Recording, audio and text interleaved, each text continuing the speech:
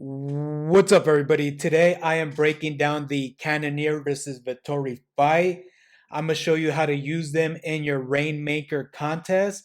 And finally, I'm giving you guys my prediction on how this fight is going to go down. Let's go.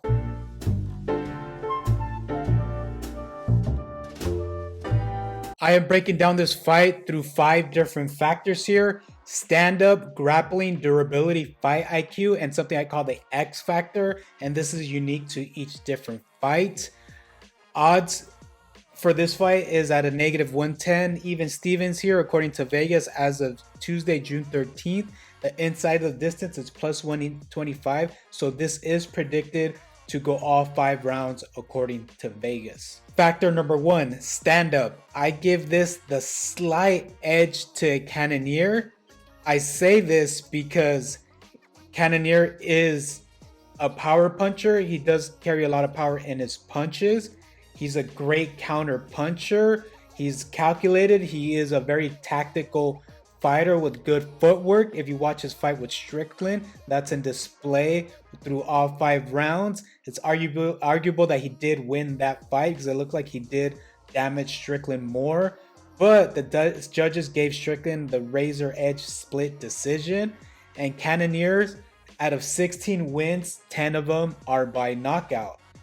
On the flip side, we got Marvin Vettori, who's more of a volume striker, applies a lot of pressure, but not very tactical here. Doesn't really set many things up. So not to say he's a bad stand-up fighter because he's pretty decent at it, but I do give the slight edge to Cannonier here. Now on the other side, Marvin Vettori, he's more of a pressure fighter, not much KO power in his hands. He has a great chin. He's taken shots from fighters like Dolozzi and Costa, taking big shots from them. Is not a bad stand-up fighter. It's just he's not as tactical or polished as Cannonier. If this was a straight stand-up fight, like a kickboxing fight, I would give a big edge to Cannonier here. I believe the odds will greatly favor Cannonier in a purely striking fight, but this is not a purely striking fight. There's many other variables that we'll get into. Nonetheless, slight edge to Jared Cannonier in the stand-up compartment. Second factor, grappling. Here I give the edge to Vettori. I say this because, first of all, Vettori has very explosive takedowns, especially his double leg takedowns as displayed against in his fight against Costa. And if you look at his statistics here, he does average 1.77 takedowns per 15 minutes. He does mix in his pressure fighting with his pressure grappling, so that's what I really like that about him.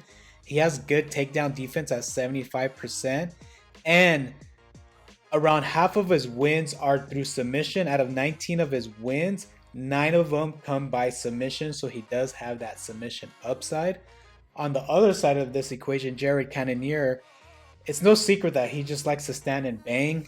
He has a .17 takedown average per 15 minutes. That was probably an accidental takedown.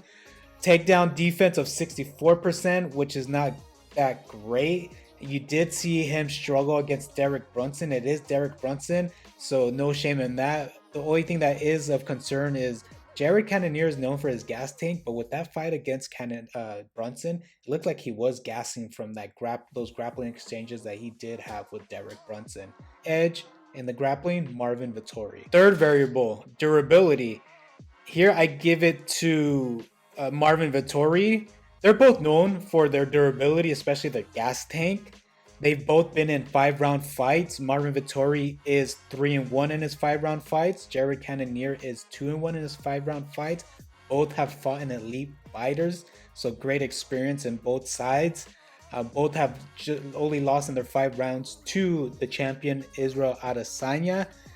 The only reason why I give the slight edge in durability to Marvin Vettori is because Cannonier did show signs of gassing against Derek Brunson when Derek Brunson was pressuring him with the grappling. Therefore, slight edge to Marvin Vettori in durability. Fourth factor, fight IQ. Here, I do not give either one an edge. I believe this is a tie here. On Cannonier's side, like I said, he's a very tactical, polished stand-up fighter with great power. On Marvin Vettori's side, he mixes up his pressure stand-up style with his grappling, so it's a very smart way to utilize his tools here, that which he has more than Cannonier, in my opinion. They both have great resumes, so have fought in the best of the best, the elite. They both fought in Whitaker, Adesanya, just the top of the middleweight division. So no edge to either fighter in the fight IQ department. Final factor here is the X factor. And here I'm looking at the pressure slash pace. This I give the edge to Vettori.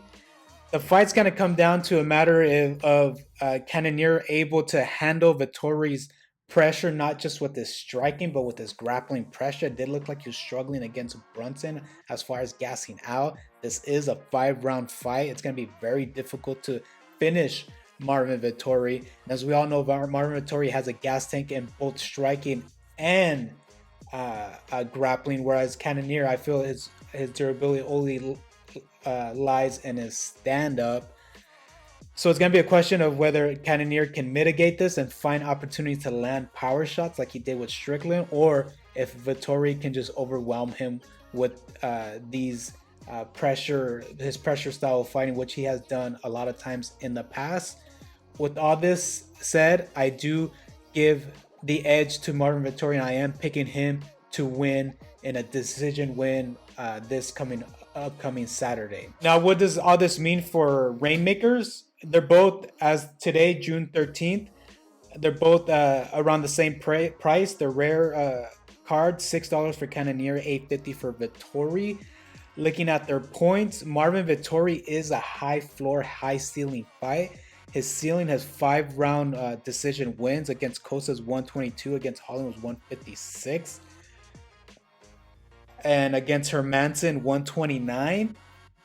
So high volume striker and takedown upside with Vettori. So he does have a high ceiling here with the decision win. And his floor with the decision loss, he does have a high floor when he lost against Adesanya at 62 points. The reason why he scores this high is because of his output and his takedown upside, which if he's going to fight a smart fight, he should find himself taking down Cannonier several times. That's why I like him for Reignmakers. I'm going to be going heavy on him. I'm going to be fading Cannonier. Looking at Cannonier's output as far as fantasy numbers, his decision wins against Strickland and Gaslam, he scored 86 and 74 points respectively. He has no takedown upside. His significant strikes are decent output, not as good as Vettori. And his decision loss, his floor is pretty low because, again, he has no takedown upside.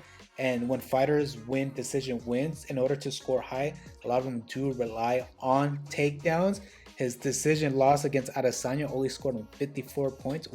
Is not devastating, but it's nothing too great. It's not if he had a high ceiling, I would think about getting to him.